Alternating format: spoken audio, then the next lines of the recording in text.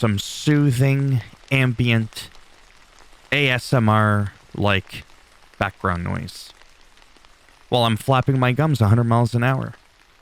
Welcome to the Smack Talk, where I simply just kind of go over a couple of highlights and recap what happened the night before.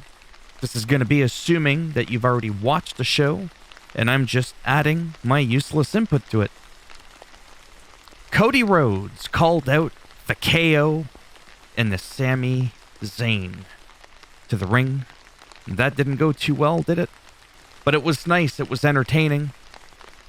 I really enjoyed how SmackDown started with a banger. Dominic Mysterio and Rhea Ripley defeated Santos Escobar and Zelina Vega. As I've said before, it's going to be interesting to see where this goes in the future after Mania, after the whole thing with Edge and Rey Mysterio. Just once it's all over and done with, what's going to be next for that is going to be interesting. Then there was a really good promo between Rey Mysterio and Dominic. Rey arguably gave his best promo. And then he finally started to call his son a punk-ass, ungrateful little bitch. But he still said he wouldn't fight him. I would have walloped him upside the head. And I would have been like, pinche maricon. You know, I would have done it. And then from there, the next couple of weeks, it could have been some really good, juicy promos leading into Mania. Instead, it's just Rey always walking away. And then his son kind of always repeating the same shit. But that said, I still feel like he's growing into his own. He's got that body posture, like he's a little bit more comfortable. A lot of people will shit on him. I mean, I've done it too. And say, oh, it's easy to do what he does. You'd be surprised. You'd be surprised.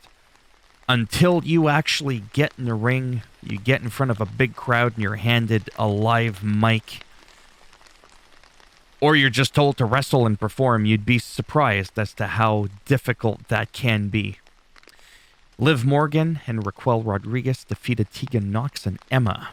Don't really have much to add to that, other than I remembered Emma back when she used to wear those aviator sunglasses there, and she had that little thing on screen, I think, with John Cena some years back. So she's like considered a veteran now. Not too sure when she came back, but that's cool. So that's that. And as a result, Liv and Raquel there have qualified for the WrestleMania Showcase. And then we had Charlotte Flair and Rhea Ripley, who attempted to destroy one another. This was good. A little brawl, a little back and forth. This I'm excited to see. It's going to be some good shit. Xavier Woods defeated LA Knight. LA Knight was poking fun at Xavier Woods. Oh, you like to beat me up in a video game. How about you try that in the ring? And, well, lights out for LA. Yep. So that's that. I do love LA Knight, though. Xavier Woods, too. But I'm very picky, and I've said this before. I always love the people, unless they're a real piece of shit like Ryback. And I've talked about that before briefly. Always love the person, the performer. It's the character that I'm not really digging the Xavier Woods character. It's just, you know, I don't know. There's just something about it. Biggie, I love. Kofi, I love. There's just something about Xavier. I don't know what it is. Maybe it's the annoying trumpet. I don't know, but whatever. That's not really important anyways. Drew McIntyre versus Sheamus. I don't really like this feud. I really hope that at Mania, whoever wins, they just patch it up. Right? I just hope they do. But Gunther had to step in, interfere, and then Adam Pearce said, you know what? Fuck around and find out, 'cause now it's a three-way. triple threat at Mania for the Intercontinental Championship. Oh man, this was pretty juicy. Not oozy. It was juicy. This was amazing. I never get bored of this back and forth stuff with Jey Uso and Sami Zayn. I'm telling you, whether it's an Oscar, which I get it, that's more for movies, or an Emmy, which is more for television shows, I don't give a shit. Give Jey, man, or Sami, whatever, give them one of those, because the performance a lot of these people put on the mic, on screen, with their actions when they're wrestling, it rivals some of the Hollywood bullshit that I've seen on screen. It's believable. It's authentic. I love it. I really, really love it. And then just what I'd like to say most of us wanted to see. Can't always speak for everybody. But then things got a little hog wild, a little back and forth beatdown. Jey had to come out. And then the KO show began. The music hit. He came out, literally, as the sign says in the back, laid a smackdown on the two of them. And they stood tall, and that is essentially right there. As you see it, I zoom out there. That right there was magical. It was money. That was a moment in history. It was awesome. I'm still feeling it. Somehow, some way, somewhere. I'm going to repeat what I said the last couple of weeks. Something about the tag team championships now. Telling you. Or at some point, the Usos and Solo Sikoa versus these two, KO, Sami Zayn, and throw in Cody Rhodes in there. And that's that. Now I'm just enjoying the soothing sounds of the rain falling on the leaves, even though it's still fucking winter here in Canada with some snow, but that's okay. It'll all soon just go away. It'll piss off. Speaking of the word piss off, Rhea Ripley, when she stared down Charlotte Flair, she said, "But you're not afraid of me." And that pisses me off. Well, if I recall, Brad Maddox once told the crowd they're a bunch of pricks. Piss off, prick. Not the same word, I get it. But I think it falls in that same envelope, that same jar. The same hat of names that you should not pull out. I'm surprised that you were able to say that. Again, Triple H is in control now of creative.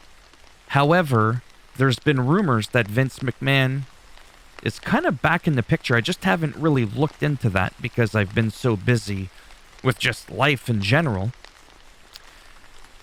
But let me know down below if you know anything about that. If you made it this far into the video as well, pat yourself on the back. And thank you. It adds to the watch time. I'm about to hit 1,000 hours of watch time. 1,000 hours. That's insane. I'm basically a quarter of the way to being monetized on this channel. 25%. Not too good at math, but I think it works out to be about 25%. And then I need the 1,000 subscribers, but I'm already at like 220. So again, they're almost 25% of the way there. Again, I'm going to be humble. I'm just hoping this year. I'm hoping by Christmas.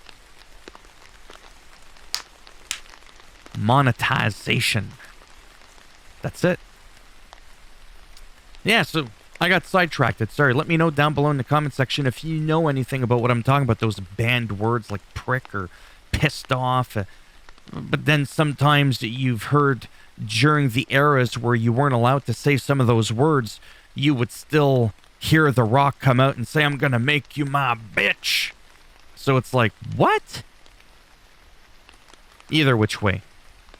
Whatever. Doesn't bother me. I'm just curious. Anyways, that's it for this little recap here. If you liked the video, as always, go ahead and give it a thumbs up. It does greatly help support the channel with the algorithm. These are by far my worst performing videos on my new channel here, but I'm not discouraged because I actually really enjoy doing these. I really do. I don't get distracted playing a game.